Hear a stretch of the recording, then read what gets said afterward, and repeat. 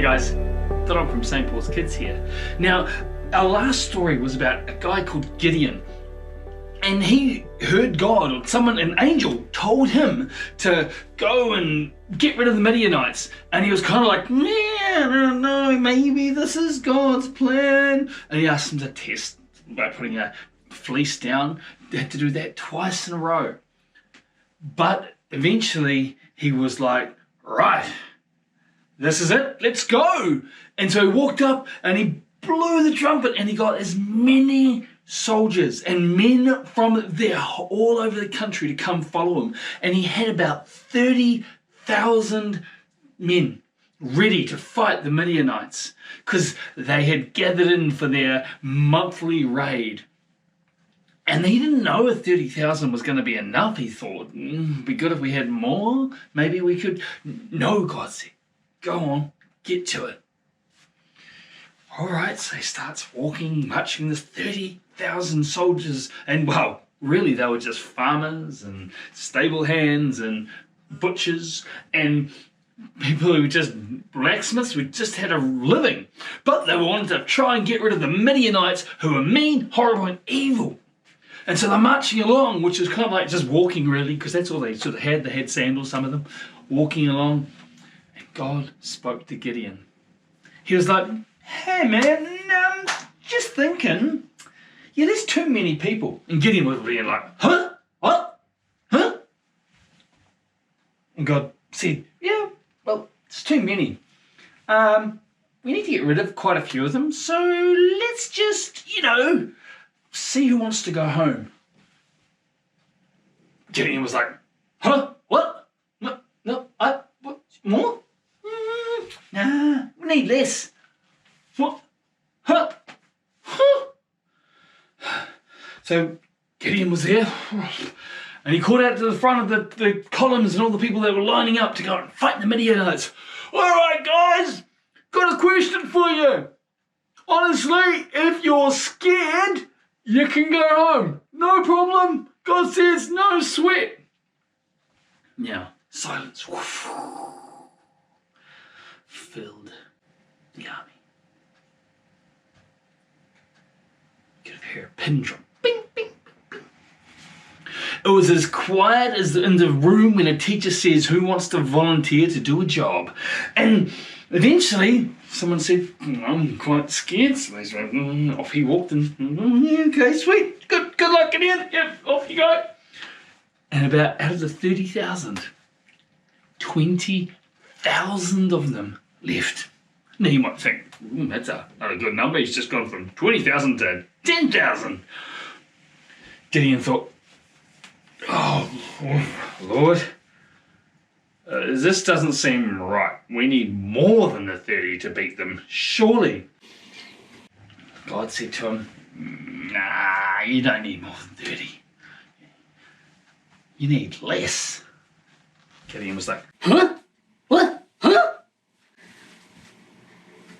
God said to him, dude, as they're at the river, have a look and just count out all the ones that scoop the water in the hand. Because you'll find there's going to be two groups of people.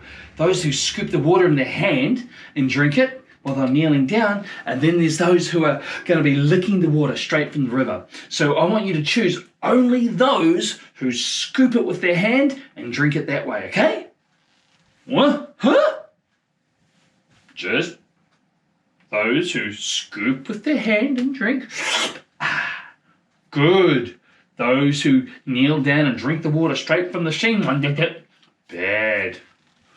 Huh. Jog on, off to it. Huh. Gideon did it. He watched intently and he got all his generals. Now guys, watch for those who are drinking with their hands. When they do that, just let me know. Okay, right, watching. There's a lot of people to watch. But in the end, only 300 gathered the water up and drank it with their hands. So Gideon said, all right, you guys here, come over here. Rest you guys. No worries, off you go. And they're like, huh? Yeah, that's what I said. But no, trust me, God's got it under control, he said. I don't know, I hope it's wonderful, but hey, 300, how special are we? I don't know about you guys, but I'm pretty certain Gideon would have been like, he starts worrying, and they approach the camp where the Midianites are. And he sneaks a look, and he looks out, and you couldn't even count them. You couldn't even count the camels they had. They were in a valley, and there were thousands upon thousands. Even Gideon's 30,000 troops wouldn't have a hope. Gideon's like, oh, God, what have you got me into here? What's going on? And God whispered to him, he goes, bro, don't worry, it's all good. You and your mate, your armor bearer, go sneak in, have a listen at the edge of the camp, and you're going to see something's going on. You just watch. Gideon was like, oh, okay, God. So they snuck in, hid behind a bush, listening. And there were a couple of Midianites there. Oh, yeah, now, I had the funniest dream. What was it? Well, I was there, and this, bale of barley came tumbling down to the camp and bowled all the tents over. The other one said, oh, you know who that is. No, a bale of barley? You know, who does this? That's a weird dream, right? I was like, yeah, I reckon it's probably going to be Gideon coming down. He's going to come in and waste us. Oh, I've heard there's a lot of them. I've heard that there's a lot too. Are we toast? We might be. I like toast. Yeah. Gideon. Snuck up, climbed up. He said, right, listen up, everybody. Here's the plan. And he explained to the soldiers what they were going to do. So, okay, here we go. They lined up along the edge of the valley. Each of them had a torch. And when I'm talking about a torch, it was like a flame and a jar. And he said, when the trumpet sounds, smash the jar and charge and make a round cry to God and say, Gideon, God's warriors here! Okay, they're like, huh? He's like, yeah, I've been there. Trust me. So they did it. They all lined up, spaced around this big wall of the valley, looking down. Whatever, Gideon, we have 30,000, now we've got 300. He comes up and he hears us, and then all the trumpets that everyone had, Gideon's God's servant's army is here! They yelled out. All the Midianites went, looking up to the hill, and they smashed these jars, these made of clay, just went, and they threw the torches, the lights, the fire sticks up in the air, and they landed. Charge! They grabbed them and they charged down the hill. Well, the Midianites went, bah! They ran. So we're talking about a whole bunch of people. We're talking about thousands and thousands of people. And the guys at the front, they knew what was happening. They knew that they were being ambushed by what they thought was thousands upon thousands of soldiers. So they started charging. The guys at the back were like, what's going on? I heard this and some smashing noises, but what's going on? And they got stampeded. And Gideon and his soldiers, they just kept charging forward, wiping the enemy out. And they kept going and chased them over the river back towards their land. And they kept going. Now, Gideon's a funny guy. And we talked about in our last story, part 1, about how God chooses sometimes the unlikely. Not someone who was big and strong and tall and powerful. But he chooses people with an open heart. Now, Gideon was a bit scared. And God knew that.